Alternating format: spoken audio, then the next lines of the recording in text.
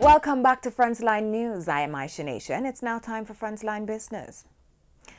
The Banana Board is tightening up its procedures to hold the malevolent tropical race 4 disease TR4 at bay. A plan to install disinfection mats at the ports to keep the disease contained remains on the to-do list of the special task force assigned to execute it. The Banana Board's general manager, Jnn said the delay is predominantly due to the annual price tag of approximately $24 million. The disease is causing weekly losses of US $236,000 in Mozambique and has wiped out more than 40,000 hectares of banana in China. Jamaica, on the other hand, has been battling with the Panama Race 1 and 2 disease for quite some time. The TR4 is, however, considered to be the most detrimental to banana and plantain crops. Data revealed that the disease can stay in the soil for up to 30 years and can be transmitted in dried leaves also used to make mats or hats. According to reports, approximately 23% of the bananas produced in Jamaica are not traded but used for personal consumption. The United States House of Representatives has passed a legislation prohibiting regulators from pushing banks or credit unions that do business with legitimate marijuana growers. Penalties against relevant service providers or state or local bodies with authority over the businesses are also prohibited under the bill.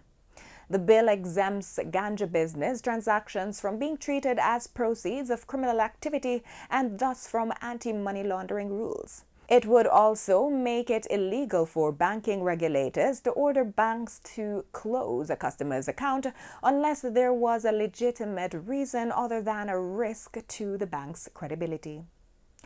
On Friday, the Senate passed the Tobacco Industry Regulations, Validation and Indemnity Repeal Act.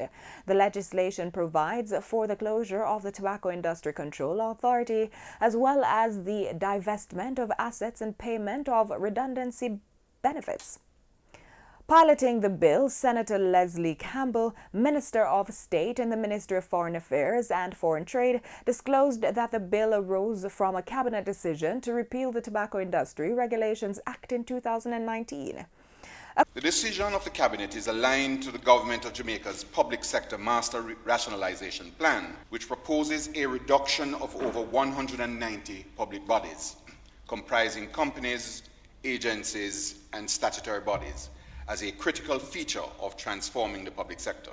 This was based on duplication or inappropriate delivery of functions and the existence of entities that had achieved their mandates and needed to be closed.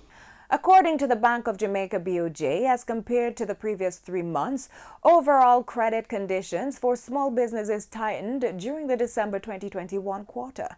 This was most noticeable in unsecured loans. The BOJ also shared that lenders indicated tightening as a result of shortened maximum repayment periods and increased loans monitoring standards. Lenders announced that they intend to continue tightening credit conditions for both secured and unsecured loans to small businesses in the March 2021 quarter.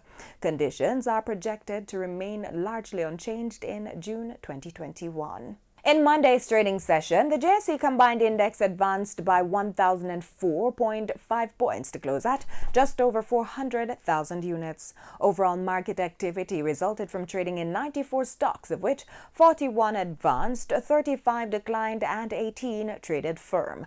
Now the Junior Market Index advanced by 23.96 points to close at just over 3,000 units. Stocks advanced for 1834 Investments, Burita Investments, Berger Paints Jamaica Limited, CAC 2000 Limited, and Caribbean Producers Jamaica Limited. Stocks declined for AMG Packaging and Paper Company, Blue Power Group, Caribbean Assurance Brokers, Caribbean Cement Company Limited, and Caribbean Cream.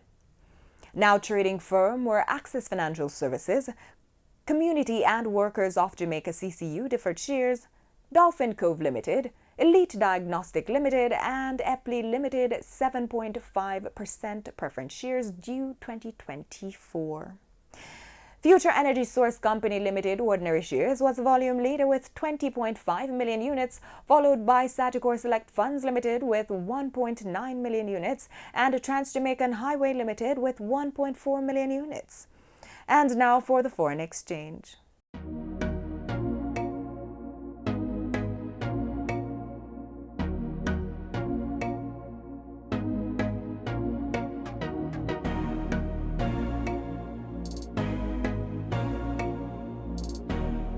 Oil prices pared its losses on Monday as the Organization of the Petroleum Exporting Countries and its allies indicated that it was watching surging COVID-19 cases in India, which may dent fuel demand in the world's third biggest oil importer. Brent crude settled 46 cents lower to settle at $65.65 a barrel after trading at a session low of $64.57 a barrel.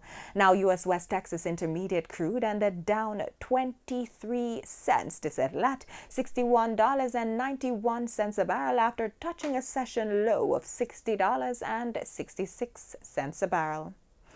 And that's it for Frontline Business. I'm Aisha Nation, wishing you pleasant viewing.